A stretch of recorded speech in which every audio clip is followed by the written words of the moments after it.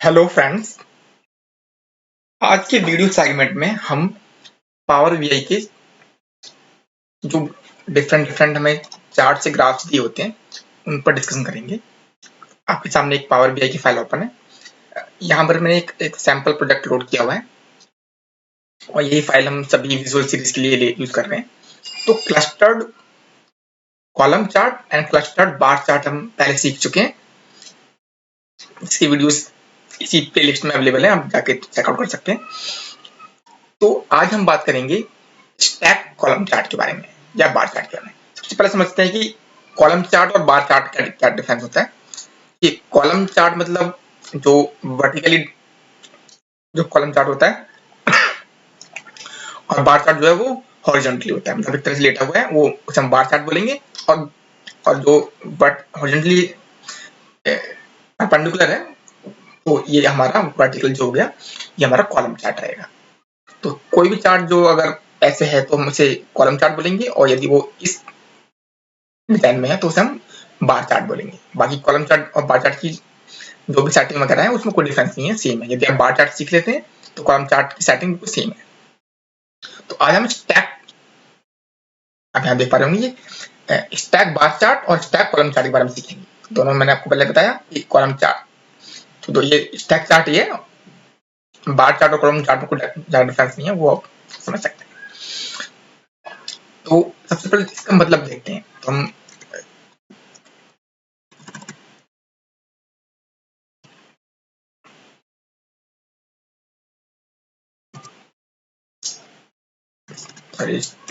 Stack chart, ठीक है। Stack का मतलब क्या हुआ? स्टैक का मतलब होता है इसे एक चीज के ऊपर दूसरी चीज रख देना। चाहे तो हिंदी में बोले तो उसको हम चक्के लगाना भी कह सकते हैं। जैसे हम सिंपल स्टैक वर्ड करें, यूज करें तो देखेंगे कि आप इमेजेस में जाता हूँ। देखिए इमेज किस तरह की आ रही है, एक के ऊपर एक बुक, एक के ऊपर एक बुक रख देते हैं तो हो गया बुक का स्टैक। जैसे पेपर रखा हुआ है एक के ऊपर एक, ये हमारा पेपर का स्टैक है इस तरीके से। और यदि दूसरा वर्ड देखें जो हमारा है क्लस्टर्ड, क्लस्टर्ड का मतलब होता है ग्रुपिंग से। देखिए यहाँ पर क्लस्टर्ड किया हुआ है, येलो ब्लू, ये क्लस्टर्ड है, ये क्लस्टर्ड है। इस तरीके से यानी कि कलर वाइज या किसी भी थीम वाइज हम ग्रुपिंग कर देते हैं तो हमारा क्लस्टर्ड हो जाता है।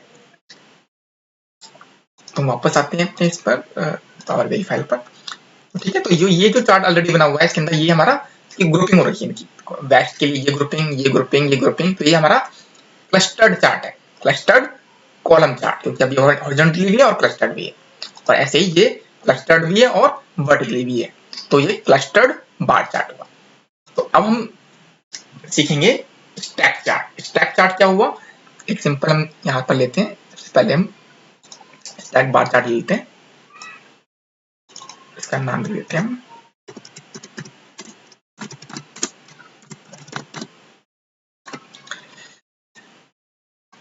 ठीक है। जैसे हम स्टैक ये टाइल को कैनवास पर लेते हैं, इसका साइज हम छोटा बड़ा कर सकते हैं। अब मान लीजिए प्रॉफिट मैं इस वैल्यूज में डाल देता हूँ और अब भरनी। देखिए क्लस्टर्ड कॉलम चार्ट हो या बार चार्ट हो या स्टैक बार चार्ट या स्टैक कॉलम चार्ट हो, चारों में ही आपको ये सभी तीनों फील्ड देखने को मिलेंगी, एक्सेस, लीजेंड और वैल्यूज। वैल्यूज में सिंपल आपको वो चीज डालनी है जिस पर आपको चार्ट बनाना है, जैसे सेल्स क्वांटिटी हो गई, प्रॉफिट, सेल्स, या जो भी वैल्यूज डालनी है। लेजेंड और एक्सेस में आप डालेंगे कैटेगरी लेबल्स कि किनके बेस पर हम बनाना है। यहाँ पर जो एक्सेस वैल्यूज है, एक्सेस वैल्यू जो है हमारा, यहाँ पर जो लेजेंड वर्ड है, लेजेंड वर्ड में हम सिर्फ एक ही वैल्यू डाल सकते हैं, कोई भी एक लेबल डाल सकते हैं कि मैं लेजेंड वर्ड से ही ये कॉलम चार्ट और स्टैक चार्ट अलग अलग होंगे। मतलब ये जो फील्ड देख रहे हैं यहाँ पर, ये जो है हमारे लेजेंड्स ही है। यहाँ पर क्या करें, यहाँ देखेंगे तो ये हमारे लेजेंड्स हैं, ये हमारे लेजेंड्स हैं। देखिए किस हिसाब से ग्रुप किया गया है उसको हम लेजेंड्स बोलते हैं, ठीक है। एक तो एक्सेस हो गया हमारा, एक ये एक्सेस, ये हमारा एक्सेस हो गया, और ग्रुप के हिसाब से किया गया है उसे हम लेजेंड बोलेंगे। इन यूज स्टैक किया गया है या क्लस्टर्ड किया गया है, वो दोनों ही यानी किसको स्टैक करना है या किसको क्लस्टर्ड करना है, ये वो फील्ड हम लेजेंड्स में डालते हैं। जैसे सिंपल यहाँ पर मैंने एक चार्ट बनाया हुआ है, ये वाला, इसमें मैंने कस्टमर सेगमेंट और रीजन डाला हुआ है। ठीक है, तो देखिए कस्टमर सेगमेंट मैंने एक्सेस में डाला हुआ है और रीजन डाला हुआ है यहाँ पर लेजेंड्स में। अब सेम यदि मैं इसमें लेजेंड्स में रीजन डाल दूं और कस्टमर सेगमेंट डाल देता हूं मैं ऊपर, तो वही चार्ट जो क्लस्टर्ड बार चार्ट में बना हुआ था ये वाला, वही चार्ट यहाँ बन चुका है। बस फर्क क्या है, यहाँ पर अब ये स्टैक है, यानी कि देखो यहाँ पर कॉर्पोरेट का ये वाली कॉलम देखिए यहाँ पर, और यहाँ पर थोड़ा आसानी हो जाएगी, इसलिए मैं इस चार्ट को भी, इस चार्ट को एक और पेस्ट कर लेता हूँ, इसको हाफ स्क्रीन पर सेट करता हूँ और इसको मैं हाफ स्क्रीन पर सेट करता हूँ।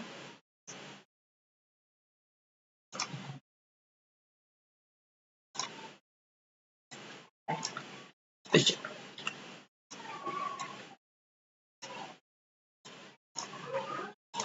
ठीक है, तो हमारा ये हमारा था,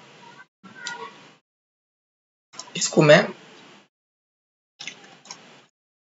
इसमें कन्वर्ट कर देता हूँ। अब देखिए दोनों चार्ट एक ही है, दोनों की फील्ड भी सब सेम सेम है। देखिए लेजेंड्स को हमने रीजन बनाया हुआ है, देखिए यहाँ पे corporate, home office, small office या कस्टमर ये आ रहे हैं, ये हमारे कस्टमर सेगमेंट है। और जो रीजन है, रीजन वाइज ये कलर से डिवाइड किया गया है, यानी कि जो भी फील्ड हम लेजेंड में डालेंगे वो उस चार्ट के टाइप के हिसाब से डिवाइड होगा। जैसे यहाँ पर जो लेजेंड है वो इसको क्लस्टर्ड कर रहा है, और यहाँ पर जो लेजेंड है वो इनको स्टैक कर रहा है। ठीक है, तो रीजन वाइज स्टैक है, तो ये अंदर जो ये पर्पल कलर है ये इसका रीजन है। और ठीक है, ये इसके वेस्ट रीजन या जो भी इनका नाम आ रहे हैं वो रीजन है। सेगमेंट इनका कैटेगरी उसमें एक्सेस पर है। वैल्यू सिंपल है, हमारे दो वैल्यू, किसी भी चार्ट को बनाने के लिए हमारे पास दो एक्सेस होते हैं, तो एक तो वैल्यू एक्सेस हो गई और एक एक्सेस हो गई। तो चार्ट जैसा भी हो, यदि उस वर्टिकली है तो उसका वैल्यू एक्सेस नीचे जाता है यहाँ पर, और यदि हॉरिजॉन्टली है तो जैसे कि कॉलम में बना देता हूँ तो उसका वैल्यू फील्ड यहाँ आती है। यानी कि एक फील्ड तो रहेगी, वो एक फील्ड वैल्यू रहेगी ही, और दूसरी फील्ड जो हमारी एक्सेस आ जाती है, जहाँ से वाई एक्सेस समझ लो या एक्स एक्सेस समझ लो। तो एक एक्सेस रहेगा और एक एक्स एक्सेस रहेगा और एक दूसरा वाई एक्सेस रहेगा।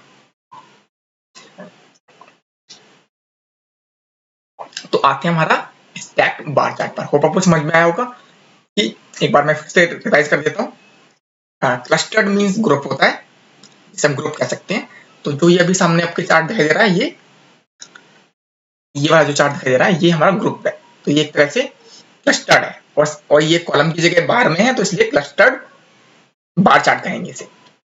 और ये भी हमारा बार चार्ट है, ये भी हमारा बार चार्ट है, लेकिन ये क्लस्टर्ड है और ये हमारा स्टैक है। स्टैक मींस जब वैल्यूज को एक के ऊपर एक चक्के बना दिए जाते हैं उसके, तो उसको हम स्टैक कहते हैं। ग्रुप करेंगे तो क्लस्टर्ड, और चक्के बनाएंगे तो स्टैक। तो इस तरह से ये हमारे ये बढ़ जाते हैं। इसके साथ ही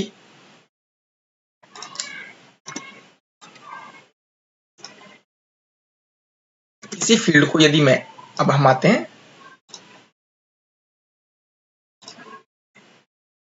कॉलम चार्ट पर। जब ये सिंपल, मैंने आपको पहले समझा ही दिया है, यदि वो बार की जगह कॉलम्स बन जाए तो हम उसको स्टैक्ड कॉलम चार्ट कहना शुरू कर देते हैं। यानी कि हमारा स्टैक बार चार्ट है, और ये वाला वैल्यू जो है हमारा, इसको मैं पूरा पेस्ट कर देता हूं, इसे करके मैं एक नई शीट पर इसको कॉलम चार्ट बनाता हूं। तो ये हमारा हो गया स्टैक कॉलम चार्ट। ठीक है, तो यहां पर हमारे दो वर्ड हैं, एक है कॉलम, एक है बार।